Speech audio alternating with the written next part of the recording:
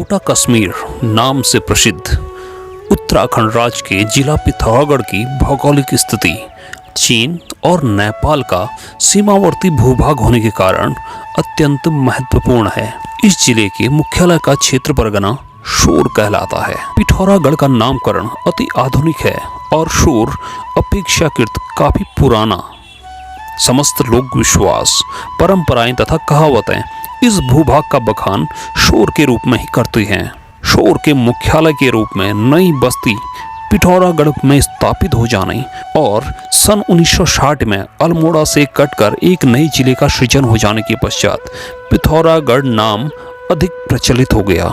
शोर शब्द का स्थान विशेष के रूप में प्रयोग सर्वप्रथम राजा आनंदमल, जिनका शासनकाल 1430 ईस्वी से लेकर 1442 ईस्वी तक रहा, उनके अभिलेखों, जिसको कि रई बस्ते अभिलेख भी कहा जाता है, के पश्चात कुमाऊं के सभी चंद्र राजाओं के ताम्रपत्रों में शोर के नाम से ही मिलता है।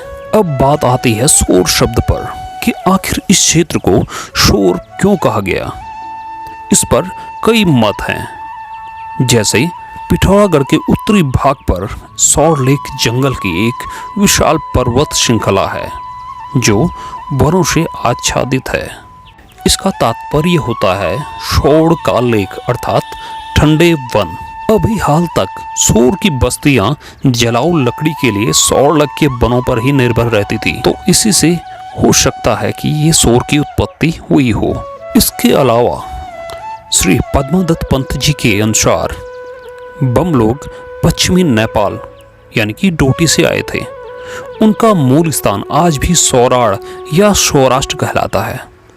उसी सौराड़ के निवासियों के वंशज सौर के अधिकांश ग्रामों में बसे हैं, तो यह भी संभव हो सकता है कि सौराड़ के निवासियों का प्रवासी क्षेत्र शोर हो गया हो। इसके साथ ही साथ श्री पद्मादत्त पंत जी ने बमनधौन में रहने वाले सूर्यवंशी राजाओं का भी जिक्र किया है। उनके इस मत से केवल इतना ही संदर्भ लिया जा सकता है कि इस क्षेत्र में सौर संप्रदाय यानी कि सूर्य उपासकों के लोगों का प्रारंभ में बाहुल्य होने के कारण भी ये नाम होने की संभावना हो सकती है, क्योंकि शोर के चतुर्दिश पांडे गांव, घुनस्यारा गांव, पंडा, खूनी, मैथाना, मरसोली इत्यादि अनेक स्थानों में वेशधारी सूर्य प्रतिमाएं भी मिली हैं। अभी शोर के इतिहास में पुरातत्व पर शोध कार्य एकदम प्रारंभ स्थिति में है। डॉक्टर राम सिंह जी की पुस्तक शोर का अतीत के अनुसार सबसे अधिक प्रमाण पुष्ट मत शोर नामकरण का यह है कि शोर सर या सरोवर का ही विकसित रूप है। यहाँ पर माना जाता है कि पहले इस घाटी में 7 सरोवर थे। प्रतिदिन सरोवरों का पानी सूखता चला गया और यहाँ पर पठारी भूमि का जन्म हुआ और उसी को कहा गया शोर। लेकिन इस सापेक्ष हमने श्री पद्मादत्त पंत जी से बात की तो उनके विचार और सवाल कुछ इस प्रकार से थे। तो हिमालय प्रदेश में इस प्रकार की घाटियां एक नहीं अनेक हैं जी, जिनका निर्माण भूतपूर्व सरोवरों से ही हुआ है जी। तो तो इसी को शोर क्यों कहा गया, अन्यत्र शोर शब्द का प्रयोग क्यों नहीं हुआ, ये भी मेरा एक प्रश्न था। इन सभी तथ्यों से यही निष्कर्ष निकाला जा सकता है कि शोर नामकरण अभी भी शोध का विषय है।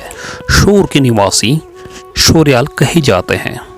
शोर अन्न उत्पादन, फल उत्पादन तथा पशुपालन में सभी पर्वतीय क्षेत्र की तुलना में प्राचीन काल से ही आत्मनिर्भर रहा है। दूसरे शब्दों में यह भी कहा जा सकता है कि खुशहाली शोर में सदैव बनी रही है।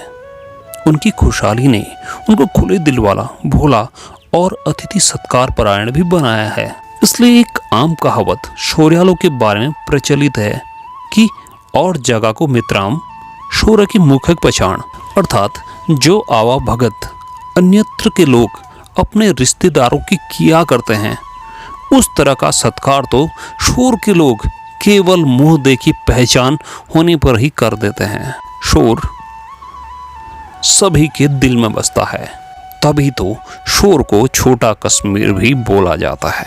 ऐसे ही और वीडियो देखने के लिए शेयर करें, सब्सक्राइब करें और लाइक ज़रूर करें हमारा ये यूट्यूब चैनल मेरो पहाड़ संस्कृति और जीवन।